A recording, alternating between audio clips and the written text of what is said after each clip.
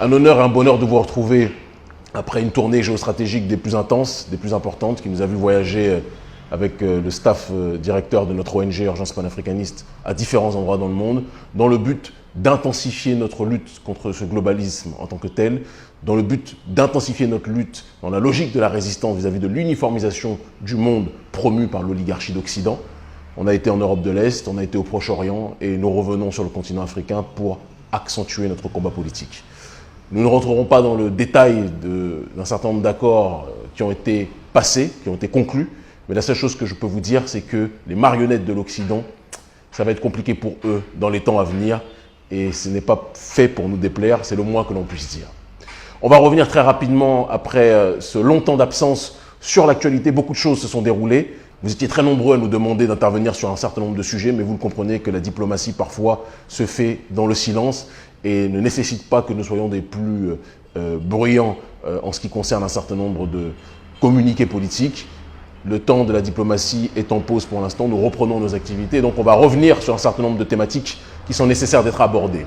La première thématique, c'est d'intervenir sur notre cher monsieur le président Bazoum, qui est en train quelque part de vouloir bousculer l'ordre mondial de la lâcheté africaine, l'ordre mondial ou l'ordre continental de la soumission des élites africaines vis-à-vis de l'oligarchie d'Occident. M. Bazoum veut détrôner Alassane Dramane Ouattara et pense que plus il est dans une logique de soumission vis-à-vis des intérêts français, plus il est dans une logique de stigmatisation vis-à-vis des autorités maliennes qui sont la bête noire. Noir chez nous, c'est positif, chez l'oligarchie d'Occident, c'est négatif. Donc ça nous va. La bête noire des intérêts français en tant que tel, il pense que plus il les stigmatisera, plus il sera protégé par la France. Il faut savoir que Bazoum est l'un des présidents les plus impopulaires de l'histoire du Niger. Contrairement à M. Issoufou, sur lequel j'avais beaucoup de critiques, mais reconnaissons-le, qui avait beaucoup plus de soutien au sein de la population, même s'il était décrié par bon nombre de gens, Bazoum est profondément détesté par bon nombre de Nigériens, d'accord, et il ne tient sa légitimité qu'à travers son soutien effréné, dérégulé vis-à-vis des intérêts français. Et dans sa logique de japper tel un caniche vis-à-vis des intérêts de son maître, il a demandé à ce que Barkhane puisse venir sur les bases nigériennes après que ceux-ci aient perdu leur base du côté malien. Nous disons à M. Bazoum que la trahison vis-à-vis des intérêts africains, la trahison vis-à-vis de la souveraineté africaine se paye de manière ferme et définitive. Demandez à Ibeka, demandez à Kaboré, demandez à Alpha Condé, demandez à tous ceux qui, de manière aveugle, ont cru qu'ils étaient inamovibles à la tête de l'État. Demandez-leur, lorsque nous sommes venus, avec d'autres forces, nous avons conjugué nos efforts pour secouer le cocotier de telle sorte que ceux qui étaient au sommet de la pyramide tombent et ne deviennent par la suite, lorsque ce sommet tombe, qu'un vulgaire caillou. Nous disons à M. Bazoum, nous vous avons sur notre liste. Le panafricanisme vous a dans le collimateur. Tant que vous contribuerez à soutenir de manière aveugle les intérêts français plutôt que défendre les intérêts nigériens. Vous avez un pays qui est riche, vous avez un pays qui est puissant, vous avez un pays qui a toutes les matières premières, qui a des ressources qui pourraient alimenter, qui pourraient donner une dignité réelle à la population nigérienne si ces ressources étaient utilisées pour notre souveraineté et non pas pour les intérêts étrangers. Mais en agissant de la sorte, vous ne faites que brader votre pays dans la continuité de ceux qui vous ont précédés, mais en accentuant le processus quelque part d'asservissement. Je vous dis, même vos prédécesseurs sur lesquels nous avions des critiques n'étaient pas autant empreints d'une dynamique de lâcheté que vous. C'est important de le dire et nous n'accepterons plus jamais que vous manquiez de respect aux autorités maliennes parce que ces dernières prennent leurs responsabilités, d'accord? Et ce n'est pas parce que les autorités maliennes ne parlent pas beaucoup que cela signifie que vous pouvez leur manquer de respect de cette façon. Nous vous le disons simplement, c'est un avertissement, mais ne dépassez pas trop les limites, M. Bazoum, parce que je vous le dis, le vent du panafricanisme risque de frapper à votre porte très prochainement. Prenez très au sérieux ce que nous disons. L'année est longue. Vous finirez par comprendre. Je ferme cette parenthèse-là. Barkhane aussi, malheureusement, on a appris que le président Talon, les autorités béninoises ont rencontré, c'est important de le dire, d'après les informations qui nous ont été exposées, ont rencontré, il y a d'ailleurs un communiqué très intéressant du Parti communiste béninois, d'accord, qui a parlé avec très grande efficacité, très grande efficience, et nous tenons à le préciser, c'est important de le dire, d'accord, du fait que les autorités béninoises avaient rencontré les autorités françaises, militaires françaises, pour parler de la potentialité d'une collaboration vis-à-vis du terrorisme que nous rencontrons dans la zone du Sahel et de l'Afrique de l'Ouest. Alors nous tenons à dire aux autorités béninoises, dont nous ne sommes pas surpris, puisque l'oligarchie prédatrice néolibérale, qu'elle soit noire ou blanche, ils ont toujours des points communs et ils savent toujours communiquer d'une façon à pouvoir chacun retrouver leurs propres intérêts et partager un certain nombre d'informations qui leur permettront d'être encore plus soudés vis-à-vis du prolétariat africain qui se fait saigner par cette double entité. C'est les deux facettes d'une même pièce de prédation en réalité. Monsieur Talon, vous dites que vous voulez lutter contre le terrorisme.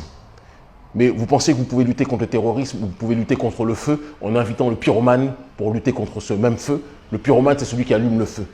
Ceux qui ont allumé le feu en Libye, ceux qui ont détruit la Libye pour prendre les ressources, c'est eux que vous appelez pour qu'ils viennent effectuer la sécurité dans nos pays.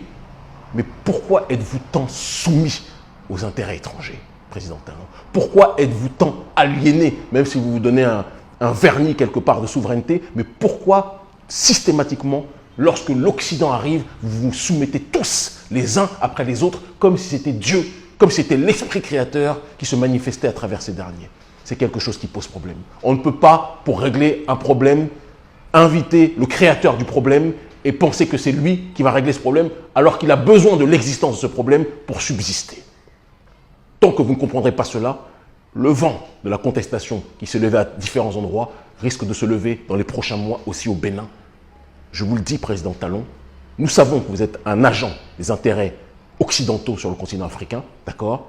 C'est votre ligne, c'est votre idéologie, même si vous vous drapez du vernis de la souveraineté, nous savons que tout ceci n'est qu'hypocrisie, d'où la logique de la prédation brutale vis-à-vis des populations de plus en plus paupérisées dans votre pays. Nous vous le disons, Président Talon, vous êtes aussi de ceux que nous regardons avec attention, parce que tous les présidents qui se soumettront à l'Occident seront dans la ligne de mire du courant salvateur du panafricanisme. Et nous ne tergiverserons pas. Ce n'est pas vos intimidations, ce n'est pas vos tentatives de déstabilisation qui empêcheront que ce qui doit se faire se fera. Si vous vous soumettez aux intérêts français et plus globalement aux intérêts occidentaux, la colère panafricaniste frappera à votre porte. Vous aussi, vous finirez par comprendre. Troisième information qui, à mon sens, mérite d'être exposée. Le Mali a interdit avec une très grande dignité, avec un très grand courage, avec un très grand héroïsme, les médias manipulateurs, les médias mensonges, les médias corrupteurs, que sont RFI, que sont France 24, d'accord, des médias qui passent leur temps à déstabiliser les États qui s'opposent à l'hégémonie occidentale. Ils ont été enfin interdits par les autorités maliennes. Je vous le dis, c'est un acte historique. Historique qui a été effectué. Je sais que le Mali, les autorités maliennes ont pris cette décision en étant très bien conseillés par d'autres entités que je ne citerai pas, d'accord, qui s'opposent à l'hégémonie occidentale aussi. Je dis bravo au président Assimi Goïta, à son gouvernement qui prend ses responsabilités sur ce terrain. Nous les soutenons 1 milliard de fois. Et nous allons constituer dans les temps à venir, il le faudra, d'accord, des médias, parce que c'est ça la véritable clé, de plus en plus de médias africains 100% indépendants, d'accord, et qui seront dans cette logique de la souveraineté. Il y en a quelques-uns qui sont présents, je travaille dans l'un d'entre eux, Vox Africa notamment, mais il faut que l'offre des médias africains qui sont sur cette ligne souverainiste soit de plus en plus grande. Et plus on aura une offre telle que celle-ci, plus on pourra contrecarrer les informations mensongères et hypocrites de France 24 et de RFI. Et je dis à nos frères et sœurs qui travaillent dans ces médias, ne durez pas trop longtemps, parce que tôt ou tard, il faudra choisir votre camp. Vous ne pouvez pas être pour la souveraineté de votre population et travailler durablement dans un média qui passe son temps à saper la souveraineté de vos nations. Très important de le dire, et la souveraineté plus globalement de vos populations. C'est important là aussi de le préciser. Donc bravo aux autorités maliennes. J'ai fêté ça, on était en pleine tournée quand les choses ont été effectuées, d'accord. J'ai fêté ça à un degré inimaginable. Et je vous le dis, ce n'est que le début. Nous allons tout faire pour que tous ces médias soient le plus possible interdits dans les différents régimes africains. C'est le travail politique qui est le nôtre aussi. Une nouvelle Afrique est en train d'apparaître à l'horizon et nous avons la responsabilité, d'accord, de faire en sorte que ce soit une logique durable.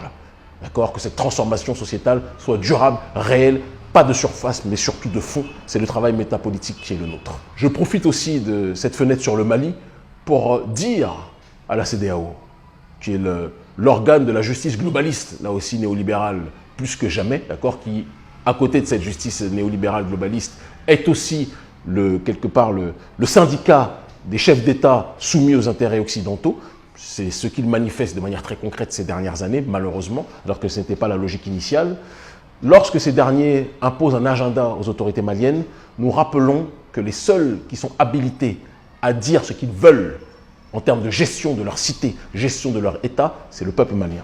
Ce n'est pas la CEDEAO d'imposer un agenda, de dire ce qui est bon ou mauvais vis-à-vis de la population malienne, d'accord, Arrêtez d'imposer votre agenda mafieux, qui est quelque part l'agenda jumelé avec les intérêts français.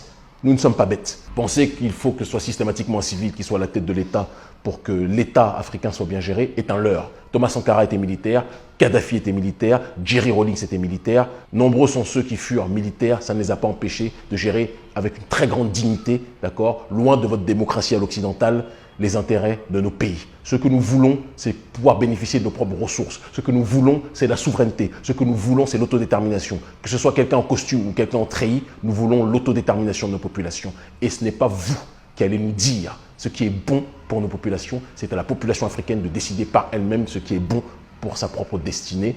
Et la rue a montré qu'elle soutenait le régime malien. Non pas qu'elle idéalisait Assimi Goïta en disant que c'était l'homme providentiel ou autre, mais elle était proche de ce dernier parce qu'elle a compris la logique dans laquelle il a effectué avec ses éléments cette opération de restauration de l'État, non pas de coup d'État, et nous soutenons ce dernier dans cette logique-là.